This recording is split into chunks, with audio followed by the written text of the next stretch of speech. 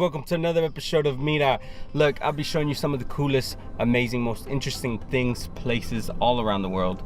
And one of the amazing things that they're showing me today, which is crazy, it's worth millions of dollars. It's very expensive. It's very important to the United States of America. I have no idea, bro. No idea why they're letting me even be close to this thing. So I want to show it to you guys. Talk to you guys more a little bit about it.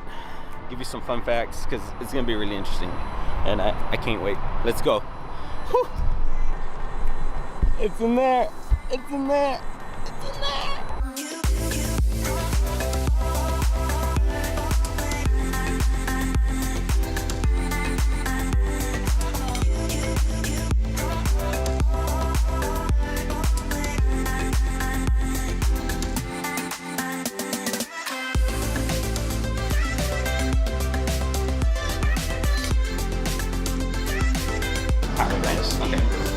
Howie, how you doing today? I'm doing great, thank you. Dallas. Thank you, happy to be here. You said you've been here a couple of times, right? Yes. And is this your first time in Reunion Tower?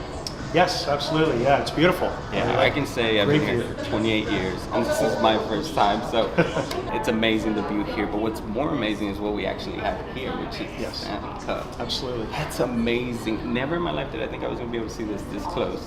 So if you can give me a brief, simple history for all my non-NHL fans of where the cup came from, what year they came, and how long it's been around. I know it's been a very long time. Great. It was created because the Governor General at the time of Canada was Frederick Arthur Stanley. And so he wanted to donate an award for the amateur champion within Canada. So he had this bowl, it's just the original bowl, was made up from Sheffield, England in 1892. And it was first presented in 1893. So over the course of the first early years of the Stanley Cup, the bowl itself, it was a challenge cup, and different teams would challenge each other and win the cup at that point. It wasn't until 1907 when the Montreal Wanderers actually put in their players' names, the rosters, and had it actually engraved in the bowl for the very first time. So that created, I guess, a tradition that they started. As you know, each team won now, they wanted to add their names too. So the cup changed shapes over the years, became larger and larger. Every team that's ever won the cup in the 126-year history is still on that trophy. And that's part of the history, what makes it so special is because it shows every winner, and it's not a brand new trophy every year. The other pro sports have different trophies every year. This one is kind of recycled. What happens now with the way the cup is actually made, the top half of it is totally permanent. It stays that way. It'll never change in its shape. The bottom half has 5 large rings on it. Okay. So the newest of the teams are always on the bottom. Gotcha. So every 13 years, now that when the bands are filled, the cup is completely filled. So now in order to keep the cup kind of going on to the next, 13 years or so, the top band is removed. Each band is raised up one, brand new blank one on the bottom, and the one that's removed is retired to the Hockey Hall of Fame. Gotcha. So we have 3 bands there now, so it's 39 years where the team's in the Hall of Fame, plus everything that's on the cup now. So even though a player's name may come off the cup, they'll be enshrined forever in the Hockey Hall of Fame. It's made of sterling silver. It's valued at 1.5 million in insurance money. But it's a beautiful cup. It's beautiful. Amazing. Yes. I mean, it'll catch your eye just walking into this room. There's this beautiful skyline, but I saw the cup right there. It's gleaming. Beautiful. Now, I'm all about people following their dreams, reaching their dreams, doing anything they can to reach their dreams.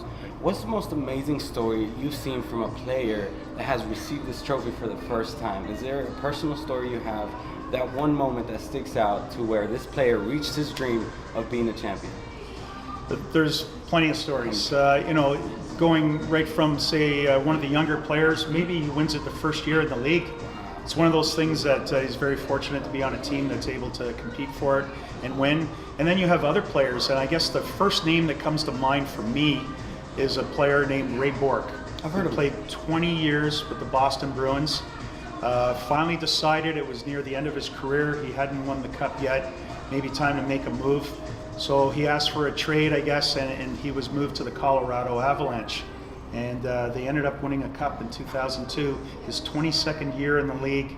To finally win it, to finally hoist it. Yes. I'm sure there's no words that can really describe how he was feeling at the time. For those who have never won it, that's a dream that'll probably never die even after they retire. And it's something they probably always wish they had done or regret. But you know, it's just a part of your soul, I guess. It's the one thing that you want, it's the one thing you dream of, and you always hope one day you'll win it. I've seen some crazy stuff done with the cup on these championships, and what was one of the most interesting things you've had on top of the cup? I've seen babies in the bowl. Babies. Christened in the bowl, and also babies just put into the bowl to have their photos taken. But I've seen a couple of christenings, which is very special. It's very rare that it's ever happened like that. Players will eat out of it, and I've seen everything eaten out of it. Ice cream and cereal and spaghetti, pierogies, chicken wings, you name it, it's been eaten out of it. Caviar, they drink out of it, of course, you know, beer and champagne and whatever kind of a mixed cocktail they would like, but they'll also put in soft drinks and milk and fruit juices for the kids too, so they can enjoy it just as much as the adults. Something I love about NHL, it's so fun. It's such a fun sport. Even watching it, playing it, and you know, when the championship happens, they release all the stress they had during the season and just enjoy the moment with the cup. Now, after a team wins and has the cup, what's the process in between the off season till the next season starts? Okay, so basically the winning team has 100 days to celebrate with it during the summer. So each player will have a day with it, you know, owners, team coaches, equipment managers, trainers. We're traveling all over North America and into Europe. And every player basically will get a full day. A captain will get 2 days traditionally. It depends on the team and how they want to divide the time up. It's pretty cool. Players will take it to their hometowns. They'll have parades, they'll take it to their local rinks, share it with their communities. There's lunches and barbecues and nights out on the town and scenic shots where, you know, if you've got mountains in the background or whatever, guys might take it golfing, they might take it fishing. Does that include you? It always includes us. It will always include him. And it's a lot of fun. Amazing. I mean, we get to share in those days too, and it's a great experience for us. Such a truly honor to be standing in front of this amazing trophy, and can't wait to see who's going to take it home this season. So, Howie, thank you so much for doing this. Thank you very much. Appreciate it. Such an honor, and you do such a great job taking care of it. Oh, thank you.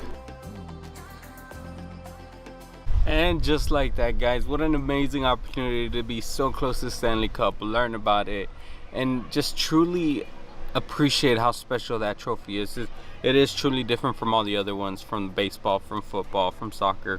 And I can't wait to see who's going to take it this season. Hopefully it's a team from Dallas that I'm not going to name and we're not going to talk about, because it is bad luck to talk about your team you want to win with the Stanley Cup. Okay, it's tradition. Nope. Superstitious. Nope, we're not going to do it. Okay, so hopefully the Dallas team wins, and I can't wait to attend a game. And just, man, I would love to go to one of the playoffs game, man. It's just nothing like playoff hockey. Anyways, guys, until the next adventure, thank you guys so much for tuning in and watching. Please comment, leave a comment down below, leave a comment, and just tell me what you guys think. Did you guys enjoy it? Did you guys know any of these facts? Are you learning something? And yeah, if you have anything interesting, any job that's really interesting, anything that's really interesting that you want us to go mirar, aka the name Mira, check out, look, try out, let me know, leave me a comment, contact me. Until then, I'll see you guys on the next adventure. Let's go.